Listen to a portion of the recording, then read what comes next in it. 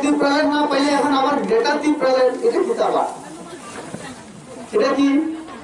তো ত্রিপ্রালেন যেহেতু হবে না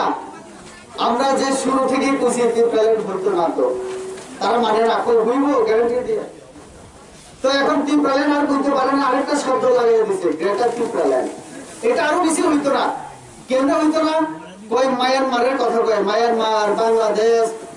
আরে শেখ হাসিনাই দিত না শেখ হাসিনা ভারতের সঙ্গে আগে যুদ্ধ করবো কইবা আমার সঙ্গে যুদ্ধ করে নিয়ে যেতে পারলে নিয়ে যাওয়া মোদি ওই মায়ানমার বাংলাদেশ তারা কইবো আরে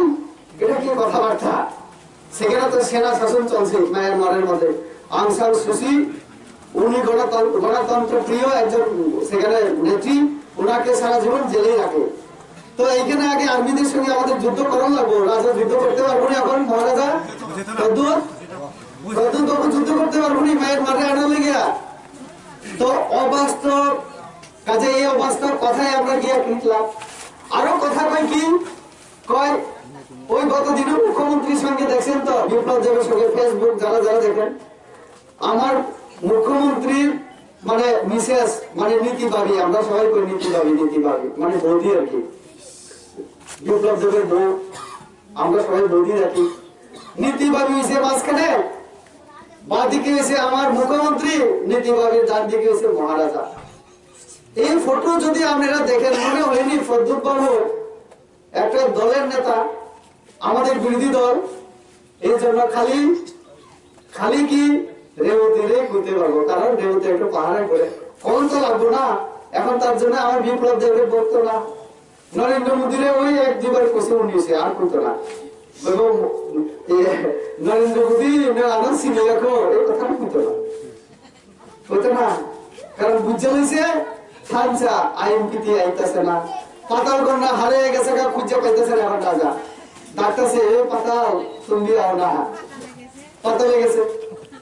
এই মহিলা কয়ে একবার বুথে দাঁড়াইও না বুথ দিও না এখন কইতেছে অ্যালায়েন্স করবো রাজাও কয় কংগ্রেস প্রেসিডেন্ট এরপরে যখন কংগ্রেস ছেড়ে দিল কান ধরে কইতেছে বাবা ত্রিপুরাবাসী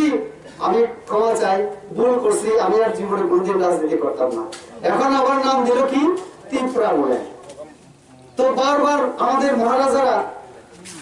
এর আগে কোনদিন মিথ্যা কথা বলেনি মহারাজা বীর বিক্রম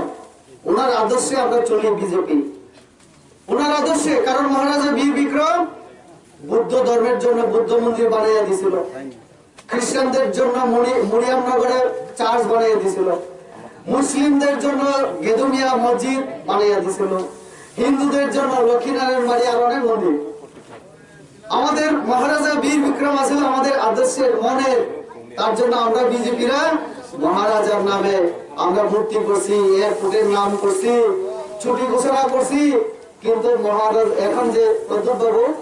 ওনারে তার জন্য আমাদের বকতে হয় আমার তার জন্য বকতে হয় কারণ বারবার কেন মিথ্যা কথা করবো একবার করবো আমি আর কংগ্রেস ছাড়ার পরে আর কোনদিন রাজনীতি করতাম না একবার কয় এমন একবার কয় এমন তো বারবার মিথ্যা কথা যদি বলে বারবার যদি পার্টি বদলায় 19-এ একটা এখন 20-তে আর একটা তো 2022-এ আর একটা হইব এডিসি নির্বাচন হারার পরে প্রদ্যুৎ বাবু হয়তো বাবা শিলংয়ে যাবো গরম দিন তো তখন এপ্রিল মাসে তো ইলেকশন হইব মে মাস রেজাল্ট তো আমাদের যখন সরকার হইব আমরা আপনারা সবাই নাচানাচি করবো আমরা বাবু এটা দেখতে পারতো না শিলংয়ে গিয়ে আরামসে একটা হোটেল আছে মহারাজের একটা হোটেল আছে আমি জানি 5 স্টার হোটেলের মতো একটা পাহাড়ের মধ্যে বিশাল এলাকা নিয়ে কোটি কোটি ইনকাম সেখানে গিয়ে আরামসে রুমের মধ্যে ঘুমাইবো হ্যাঁ তো আর কি এরপরে চিন্তা করবো আর একটা 2023-এর কাছাকাছি আর একটা নতুন দল করবো আমি আজকে পেয়ে দিলাম